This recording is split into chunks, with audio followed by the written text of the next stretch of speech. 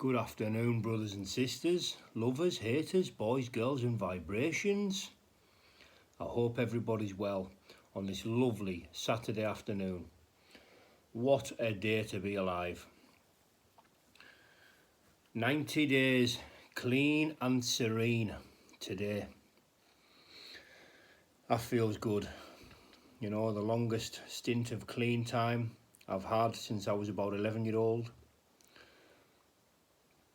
Been in active addiction for the last 20 odd years, I'll say. You know, it was chaos. It was chaos. Been down to fellowship this morning, done a main share. Felt good. Got myself a little bit emotional. But, you know, I'm only human. The programme, man. Talk a little bit about my using first, you know, the chaos that was my active addiction. It was just chaos. Constant chaos, you know, I was violent, aggressive, ignorant, obnoxious. All those things, you know, all the things that really make, you know, an unstable, bad person. You know, I was all them things. And more, much more. You know, I'm not going to highlight any specific events, but, you know, there was a lot of chaotic episodes. Too many to mention. Far too many to mention. But I'll talk about one specific time which wasn't chaotic as such. But it was a sad day. The day I realised it was all my fault was last time I was in prison. I went from Durham to Kirkham to Preston, and I'd done, you know, 3 jails in 3 days, and stress was high. Stress was very high. I wasn't exactly an easy prisoner to handle. I was an aggressive, violent prisoner with a real bad temper, highly strung, highly emotional, you know, searching for drugs and chaos. Been in there about 2 weeks. Chapel, went to the chapel. Chaplain come and got us from a pad. You know it's bad when the chaplain comes. And an auntie from Burnley died. I was told I wasn't going to be able to make the funeral because, you know, it wasn't immediate family. I was very close to that auntie, my Auntie Carol. And prior to that, in the last year, I'd had granddads on both sides, my nana, another uncle. You know, there've been a few deaths. The deaths just seem to be piling up. Anyways, from that day on, I come out that chapel that day after total hysteria. You know, one of the lowest points, one of the lowest days of my life, you know, realising that, you know, it was all my fault. It was my fault that I was in prison. It was my fault that I behaved the way I did, you know, and instantly knew, it hit us right in the face, you know, all the people I'd harmed, all the wrong I'd done, you know, and everything that was my fault, which was the entirety of my life and all the wrongdoings in it, was my fault, no one else's. Up until that day, it was everyone else's fault. I justified and rationalised and blamed everything else on everybody else, you know, situations, people, places and things. You give me a reason and I'd blame it, as long as it wasn't me.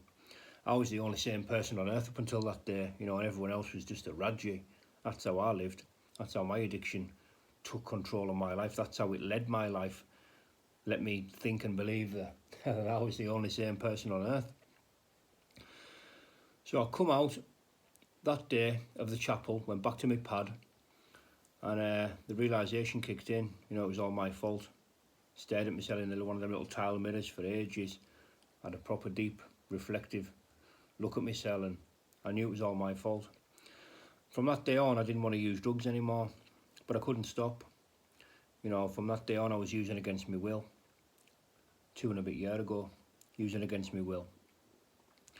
Tried to stop every day. Every time I took drugs, it was going to be the last time I took drugs. I was taking all kinds in jail. All kinds. Anything I could get my hands on, I was taking in jail. You know, and every time I took some, I was like, that's it, last time. the opportunity presented itself and I couldn't stop. Just ran away with it again. 2 years later, in the depths of despair, after a 2-day bender, day before New Year's Eve last year, found myself in that same position I'd found myself in time and time again, crying my eyes out, wallowing in the depths of self-pity and despair. No hope whatsoever. And I decided to surrender. You know, for the first time ever, I decided to get help, and that help came by in the form of the rooms of Narcotics Anonymous. And I went down there and, you know, I give it my best shot. And I got 59 days clean. First 8 days was hell on earth. Coming off benzos, you know, there was a lot of pain, a lot of constricting chest and head pains. Terrible. Try to think of like flu-like symptoms times a million. That's what I went through in them first 8 days, and I'm glad that I'll never have to go through that again. Got myself 59 days clean. Day before my 60-day chip, relapsed. And I know why, and I'll get to that in a minute. Got another 30 odd days clean, relapsed. Got another 30 odd days clean, relapsed. You know, so that was 3 times I never got it right. But this time round, I've got myself 90 days, the longest stint of clean time I've ever had since I was 11-year-old. And that feels good. And I've got to give myself some credit for that. You know, and I'm living, walking, talking proof that it can be done. You know, after 20 years of chaos and active addiction, you know, it can be done. But you've got to work the program. You know, you've got to work it. It works if you work it. You know, keep coming back. All these things you hear at the start of your recovery, you know, they all start to ring true the more and more clean time you get. Clean and serene for 90 days. Now, it's not all sunshine, unicorns and rainbows. The pink fluffy cloud of, you know, the honeymoon period of recovery, you know, is long gone. Now I live the program every day, even on my bad days. Every morning I must do prayers, meditation, gratitude and just for today. I must do them. They're the very tools that keep my addiction at bay. Sometimes I don't want to do them, sometimes I can't be asked doing them, but I do them anyway. That's the discipline, that's the structure, and that's what's necessary for me to stay clean. I try and live the program on a daily basis. You know, I connect with other addicts, you know, and that the power of one recovering addict helping another is unparalleled. You know, and I'm a million miles away from, you know, living to use and using to live, which was my life for 20 years. Now, my addiction is actually stronger than me. You know, it's every time I go to the gym, you know, it seems to comes to the gym with us. You know, and the only time it's not really around is when I'm in the rooms of Narcotics Anonymous. But then it's outside in the car park squatting 200 key, waiting for us, just waiting for us, like it's waiting for us at the end of the bed every morning when I wake up. And if I don't do the necessary things required to keep it at bay, it'll take hold of us. It's stronger than me for one reason. It's been in charge a lot longer than me. My disease has been in charge of my life a lot longer than I have.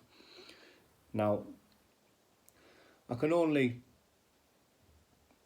you know, compare it to a few things actually, but I'll compare it to an opponent, because that's what it is. It's an opposing force, and it's trying to oppose progression, personal realisation and growth. That's what it's trying to do every day. That's what it's trying to do. It tries to want us to go back to the old person, react like I used to react, behave how I used to behave. That's what it wants. That's its desired effect. And it's very powerful. It's very cunning. It's very manipulative. But it's also very aggressive at times. And it's a stronger opponent than me. You know, and I liken it to an opponent in the ring. It's stronger. It's more powerful. It hits harder. It's very aggressive. It comes forward. And I can't stand toe-to-toe with my addiction because it'll win every time. So what do? I stick and move and I box clever because I can't outfight it. But what I can do is I can outthink it. I can outsmart it. And those tools that I need to outsmart my addiction come in the form of prayers, meditation, gratitude, just for today, and living the program of Narcotics Anonymous. because it works. It works if you work it. You know, and I hand a lot of things over to my higher power in the morning, things that aren't in my control, things that are out of my hands. I hand those things over, and I pray for the strength to stay clean, the strength and guidance to get me through another day clean, you know, and to approach situations with some care, consideration, courtesy and kindness. That's what I pray for, the strength of those things, because them things aren't just summoned out of thin air for me. I've got to work for them. I've got to pray for them. I've got to ask for them and invite them in. And slowly but surely I start getting a handle on these things. And the handle on these things, by definition, is me handling my addiction. I can handle it now. I can go in and do 10 rounds with it. I can handle it. I know exactly how it works. I know what it does. I know how it tries to land big shots all the time. I can just outbox it. I can outsmart it. I can pick and move. And I know what I'm doing with it. I'll never be stronger than it, but I will be smarter than it. And I'll outthink it. And I'll outthink it now for the rest of my days. 90 days clean and serene is the start of forever for me. It's the start of forever. And if I can do it, you can do it. So anybody out there in active addiction, wallowing in the depths of self-pity, denial, despair, unmanageability, it can be done. I'm living proof that it can be done. And my life has taken a turn for the better. Good things keep coming my way on a daily, weekly and monthly basis. Things are getting better, better, better all the time. My relationships are deeper, they're more meaningful. I've got the best handle on my finances that I've ever had. Doesn't mean I'm loaded, but I'm managing. There's a manageability. There's a manageability indeed in all aspects of my life. And I've got a mindset about 80% of the day, thereabouts, beyond my wildest dreams. I can combat my addiction. I can stick and move. I can keep out the way of it if I use my head, if I stick to the programme, if I stick to my morning routine, prayers, meditation, gratitude just for today. They are the necessary tools to keep it at bay. So if it's not broke, don't fix it. Because I am the happiest and most relaxed, kind, calm, courteous, coordinated, calculated person that I've ever been. Ever. And that feels good. And that's thanks to higher power. That's thanks to the programme of Narcotics Anonymous. But as well, I've got to give myself some credit. That's thanks to me for adopting these tools and working them and working the programme. Nearly 13 minutes we've went on for. Thank you everybody for your subscriptions, your lovely comments, your support. Thank you everybody. Big things coming for me this year before Christmas. And I'm glad everybody's going to be here, you know, to watch my journey. I really appreciate everybody that gives me time and energy. Thank you very much. Have a beautiful weekend. God bless everyone. Bye-bye for now.